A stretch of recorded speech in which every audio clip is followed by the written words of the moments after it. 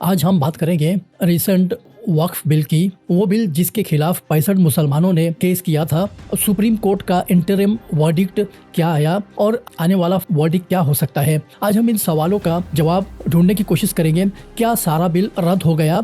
क्या अब कोई भी नॉन मुस्लिम अपनी ज़मीन वक्फ में दे सकता है? सुप्रीम कोर्ट ने प्रैक्टिसिंग मुस्लिम वाला क्लॉज ही क्यों रिजेक्ट कर दिया? और सबसे बड़ा सवाल, क्या अब वक्फ बोर्ड का चेयरमैन भी कोई नॉन मुस्लिम हो सकता है? तो चलिए वीडियो को शुरू करते हैं। पहले ये समझ लेते हैं कि वक्फ आखिर है क्या। वक्फ का मतलब होता है किसी मुसलमान का अपना मालिकाना हक, अपने जायदाद या प्रॉपर्टी को खुदा के राह में हमेशा के लिए देना। ये एक गिफ्ट होती है। मस्जिद, मदरसा, स्कूल, हॉस्पिटल या गरीबों की मदद के लिए इस्तेमाल होती है। अब 1995 का रूल 1995 में वक्फ एक्ट में एक बहुत ही इंपॉर्टेंट क्लॉज ऐड हुआ। उसके मुताबिक कोई भी जमीन, कब्रस्तान या इबादत गाह जो 1995 से पहले से वक्फ बाय यूजर है, उस पर वक्फ बोर्ड का हक माना जाता है। लेकिन 1995 के बाद अगर कोई नई प्रॉपर्टी वक्फ बनना चाहे तो उसके लिए अलग रूल है, वो ऑटोमेटिकली वक्फ नहीं बन जाता। इसलिए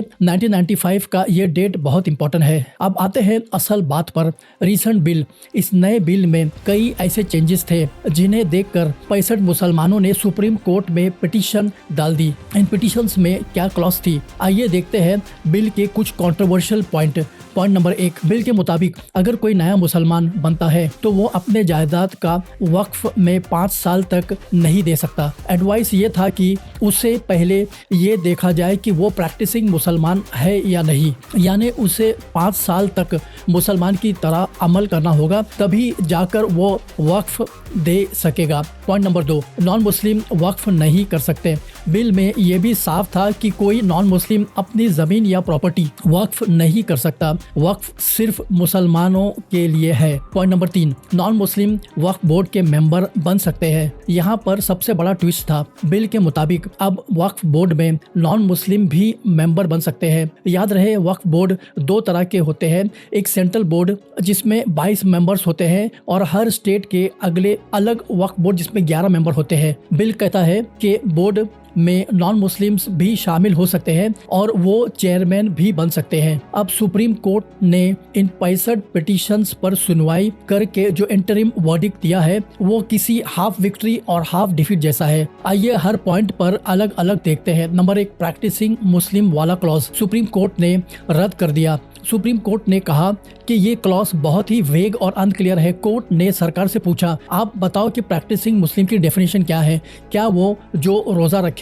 क्या वो जो नमाज पढ़े? कौन डिसाइड करेगा? आप पहले इसकी एक क्लियर डेफिनेशन लिख कर लाएं, उसके बाद हम इस पर फैसला करेंगे। तो ये क्लॉज अभी के लिए इफेक्टिवली रद्द हो गया। पॉइंट नंबर 2, नॉन मुस्लिम का वक्फ को प्रॉपर्टी या गिफ्ट ना करना, ये क्लॉज कायम रहा। सुप्रीम कोर्ट ने इस पॉइंट पर बिल का साथ दिया। कोर्ट ने माना कि वक्फ एक रिलीजियस मैटर है और इसलिए सिर्फ मुसलमान ही अपने जायदाद या प्रॉपर्टी गिफ्ट या वक्फ कर सकते हैं, नॉन मुस्लिम नहीं कर सकते। पॉइंट नंबर 3, नॉन मुस्लिम का वक्फ बोर्ड मेंबर बनना, सुप्रीम कोर्ट ने लिमिट लगा दी। यहाँ पर सुप्रीम कोर्ट ने बिल को मॉडिफाई किया। कोर्ट ने कहा कि हाँ, नॉन मुस्लिम मेंबर्स बन सकते हैं लेकिन अनलिमिटेड नहीं। कोर्ट ने सीलिंग लगा दी। सेंट्रल वक्फ बोर्ड में 22 मेंबर्स में से 4 से ज्यादा नॉन मुस्लिम मेंबर्स नहीं हो सकते और स्टेट बोर्ड में 11 मेंबर्स में से 3 से ज्यादा नॉन मुस्लिम मेंबर्स नहीं हो सकते या नहीं बन सकते। और सुप्रीम कोर्ट ने यह भी कहा कि सीईओ या चेयरमैन को मुस्लिम ही अपॉइंट करना चाहिए, पॉसिबल हो तो, यानी चेयरमैन नॉन मुस्लिम हो। सुप्रीम कोर्ट ने